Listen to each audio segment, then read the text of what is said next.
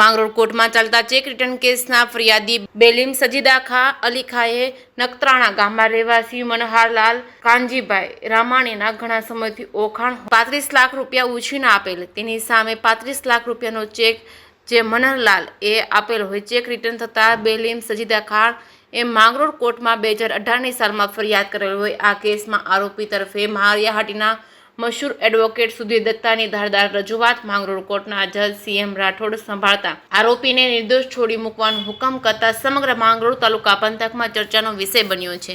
જે કેસની ગુજરાતી સાથે પ્રતાપ સિસોદિયા મારિયાહાટી। હું સુધીર દત્તા એડવોકેટ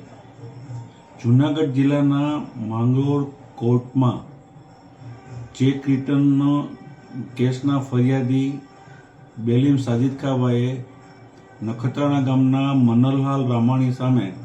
35 લાખ રૂપિયા ઉછીતા આપ્યા અને તે બદલ ચેક આપેલો અને તે ચેક રિટર્ન થતાં માંગરોળ કોર્ટમાં ફરિયાદ કરેલી અને અમારી રજૂઆત એવી હતી કે 35 લાખ રૂપિયા